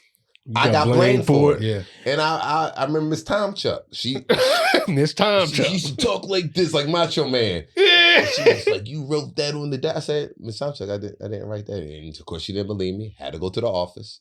You know what I'm saying? I had another teacher accuse me of stealing or ripping up her teacher. You know, the teachers had the teacher book with their grade and somebody went Grade book, ripped it up. There was a lot of bad white kids in my school, but they would never get blamed. You know, because they knew, they gonna blame the niggas. But that's what I felt unprotected a lot of times, because like going to a white school, I had, close knit friends and maybe a couple teachers that I liked, but there was no black teachers that I could identify with. And it just didn't happen that way. It just didn't happen that way. You said people, would blame you for stuff. Yeah. That's like a racial incident that is like you have no protection, right? That's why I felt like that. And then the other kids, the white kids, like every summer they come back and they say, "Hey, roll up your sleeve." I'm like, all right, what? Yeah. And they put their arm next to mine and see, oh yeah, my tan ain't shit this year. They kind of compare to see how dark they got in the sun. I was like, what kind of shit? That ain't nothing, bro. That ain't nothing to you, but it's like it's like this. It goes from here, here. I went to school with get the niggers. Yeah. Okay. Get the niggers. Yeah. That's my tan, crazy. I would welcome that shit. But my mind said, okay, these people are different, or I'm different from them. Yeah. This little racial incidents like that. I didn't have to fight like that. There was a couple incidents in the neighborhood, get that little black kid and that type of shit. But for the most part, I'm talking about high school experience. Like I've gone all this when I had one black teacher. And I was like, I think a lot of my white teachers what saved me was that,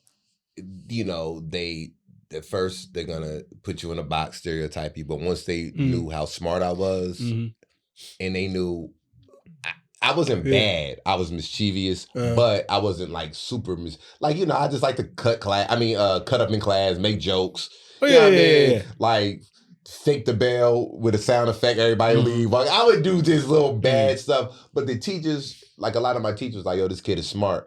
I don't really want him to get I don't want to put him in the system per se. I'm just going to talk to him, and I'm going to give him his time to shine and give him his time to whatever. That's why whenever we would read books, when it was plays, the teachers already knew me, my English teachers. They will always give me, they would ask, who want this part? Who want this part? And I would always go through the reading book to see who had the most lines. And I'd be like, I want to read for, King James or King Charles. King James, wait a minute. Whatever.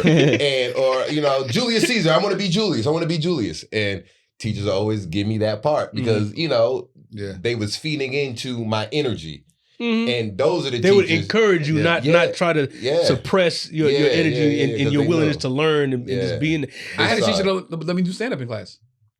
I had one. She would let me do stand up. I had one teacher. Like my shit was horrible. You would be in the lunchrown and the tater tots cold. Like nigga, what? Like I didn't know much, so everything was about the school. My drama teacher. That's the only other teacher that I'd say, I like this teacher because I was in my element doing drama class. Everybody else is like, there's always some kind of problem. Yeah. A racial problem. The principal, I had one cool principal, but it's like he didn't know what was going on. I mean, you don't go, hey, I'm gonna go tell the principal. He like, I ain't trying to lose my job. I'm gonna go tell the principal. I gotta be here. Have you ever go tell a principal, tell the principal about the teacher that you having a problem with? Go tell on the teacher? Not him. He upper middle class. Teachers lived next door. My teacher, mom my teachers were fantastic. His teacher picked him up from school. Man, my mom was a teacher at some point. Yeah, I mean, my mother was a teacher, but not in my school district. Yeah, my mother was a teacher at my school, but she was not having the bullshit. Oh, and you never had her? No. It's Okay, you couldn't do that.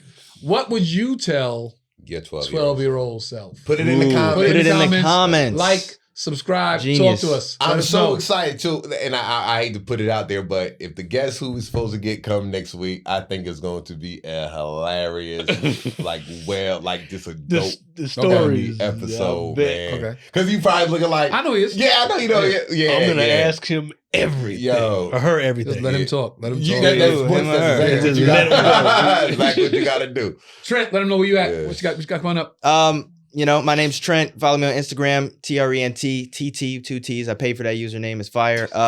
You can find me all the stuff that I do if I'm doing any shows, any comedy, any new movies or commercials coming out, music, all on my Instagram. So just check me out. Give him some bars.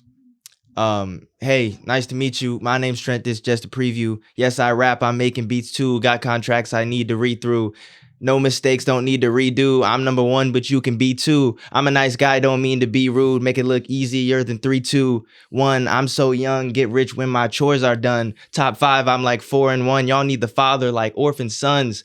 Jesus, I'm a genius. Baby girl, there's a lot of space between us. So fresh and I dress well, the cleanest. I'll be better than Denzel and Phoenix. Don't mess with me.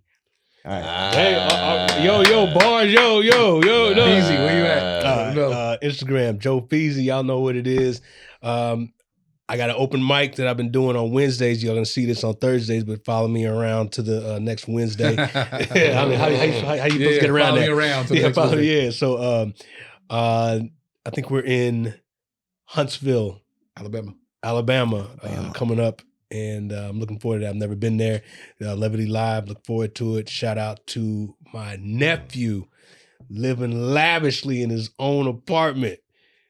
Where Dallas? No, Arlington, Texas. He's taking classes, taking IT classes. I visited him. I've been wanting to shout him out on the podcast. So, Colin, yo, man, you a fox, yo, man, live it up, man, live it up. Keep it clean though, man. And speed read. Yeah, Speed read. Yo, Trey, Elliot, you already know. Got some traveling doing, or some personal traveling this weekend, man. Looking forward to that. East Coast. Yo, I just want to say, everybody, prayers up to everybody that's traveling right now in the air, getting on these planes. You know what I'm saying? Just stay prayed up. You know what I mean? We don't got no choice but to get on the plane and travel. So I just wanted to say my prayers to any of the victims and all of the fatalities that happened in the airlines. Shout out to that pilot on the Delta flight who no tragedies, no fatalities. Everybody came out alive. Shout out to that. So I just want everybody just stay prayed up, man. You know what I mean? And I got the joke about white people clapping when we land. White people, you can now clap. It's acceptable now. You know what I'm saying? And I'm back on the road. Got shows coming up first week of March. One more thing before you close it out. Yo, I've been having a couple people ask me when we're going to go live. We need to build our followers up, so you can help with that. All right. Make sure you share this and make sure you subscribe to this.